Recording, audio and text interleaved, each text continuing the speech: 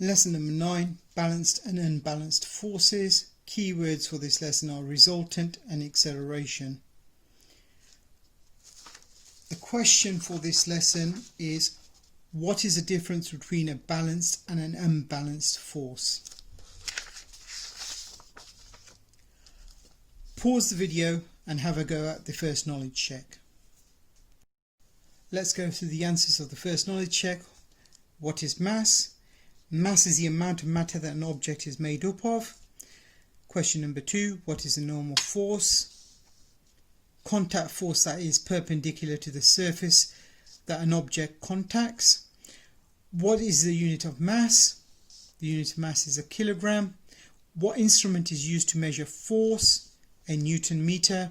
State one result of applying a force, any one from changes shape, speed or direction of an object. Force is measured in newtons. What is inertia? A property of matter that causes it to resist changes in velocity. What is G on Earth? 10 newtons per kilogram. Overview for the lesson. Learn that if forces are balanced, the object's motion is unchanged. Learn that unbalanced forces cause objects to accelerate. Forces always occur in pairs. When you stand on a trampoline, so this is something we'll do if we have one in the lab, gravity will pull down on you, but why don't we just keep going down? Okay, so we're going to have a look at that question now. How does a trampoline change? It deforms, it changes shape, so the trampoline goes downwards. You have this curved shape. What is the effect of force on you? The force pushes you upwards. So how many forces are acting on you now? So remember, there's your weight acting downwards, and there's this normal or reaction force. So there's two forces. If all these forces are acting on you, why are we not moving? Okay, so remember, if the force is balanced, there's no resultant, so you don't move. So the forces are balanced. Okay, and you can also have a look at it this way. If I put another person on there and the forces weren't balanced, then you would fall through the trampoline. We move on from there. Pairs of forces. Forces occur in pairs, so forces occur in pairs. Watch the following video and decide if your answers to the above questions in the table match the explanation shown in the video. First, we're going to look at balanced forces. If we take the example of a book resting on a desk, gravity pulls the book downwards and a normal force or reaction force pushes the book upwards. The normal force is equal to the reaction force. Fill in the example. So gravity pulls the book downwards with 10 newtons. There's a normal force acting upwards, so therefore there's a resultant force of 0 newtons. Again, just to draw the situation in a free body diagram, we have a book. Its weight is acting downwards. We then have a contact or normal force acting upwards. They're both the same. They cancel each other out, and the resultant force is 0 newtons. So if the weight is 10 newtons, the reaction force is 10 newtons, the resultant force is 0 newtons.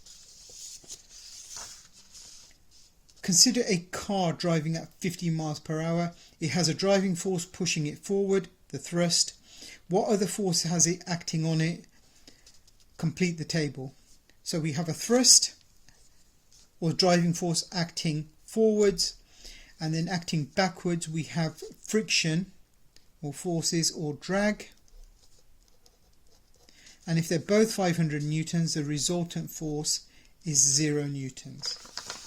So in this situation, we have a car. We have a thrust force of 500 newtons. We have a drag force of 500 newtons.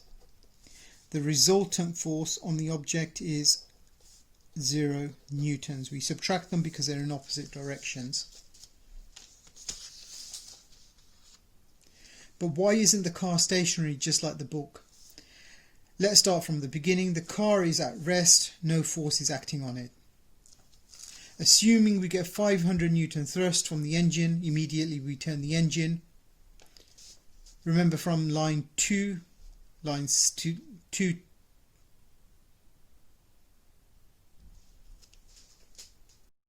So, what happens to the car when the engine is switched on? It speeds up, it accelerates. There's a resultant force. There's no drag force, there's just the thrust. Does this cause another force on the car? Yes. Once the car moves, it develops a drag force. Does this change the resultant force? Yes. What will happen when the drag equals the thrust? There is no resultant force. So the car goes at constant velocity. If we remove the thrust force, what happens to the car? The car decelerates. It becomes slower. Is the resultant force on the car 0? No. If the resultant force is 0, the car could be either stationary or going at constant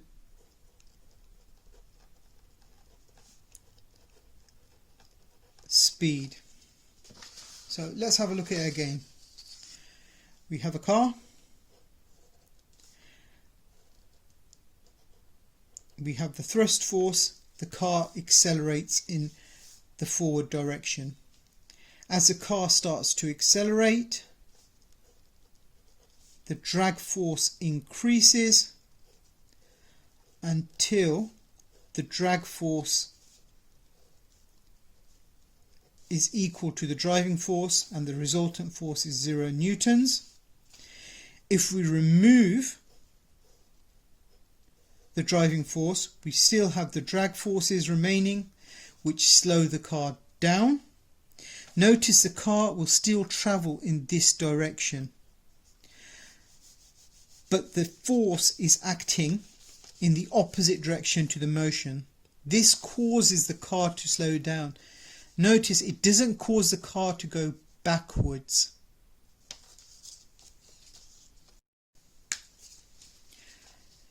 Now, the ideas that we've come across in this table were first introduced by Newton, and he said forces on an object are balanced. There is no resultant force. Newton's first law says that if there is 0 resultant force on an object, 2 things can happen. 1, it remains stationary. 2, if it's moving, it'll keep moving at constant speed in a straight line. Resultant force activity. You will do this in the lesson in the lab when you come back to class, but we will just talk through what happens when we have a resultant force. If we have an object and it has a resultant force, the object will accelerate, it'll become faster. Or if it's a resistive force or a drag force, it will decelerate. There is a third thing that can also happen to an object. If we have an object and we apply a force normal to the direction of travel, the object will change direction. So if we apply a force normal to it, the object will change direction.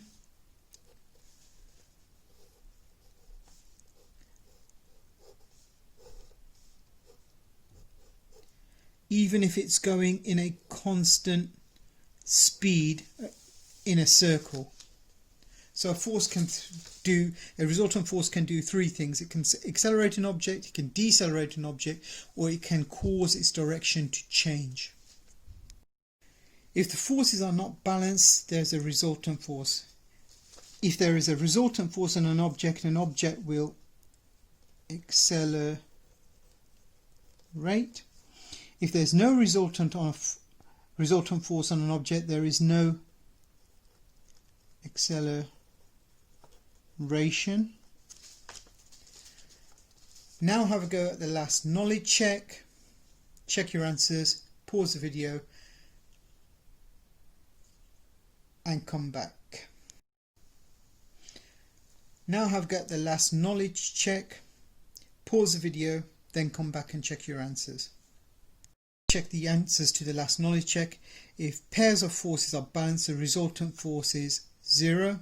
Describe the two possibilities if the resultant force is 0. The object remains stationary or continues with constant velocity. Why does a book not fall through the table it's resting on? There is an equal and opposite reaction or normal force. What happens to the ground when you stand on it? It exerts an equal and opposite normal force upwards. If the resultant force is non-zero, an object will accelerate, change direction, or it can also change shape. Describe the forces on a stationary object. The resultant forces are balanced and are 0. Describe the forces on an object at constant velocity. The forces are balanced. Number 8. What is a force which opposes motion? Friction, which can include air resistance, drag and water resistance. Describe and compare all the forces acting on a car which is accelerating. Normal force is equal to the weight. Thrust or driving force is greater than the drag. Why can you not walk on water? Normal force is less than the weight, so you move downwards.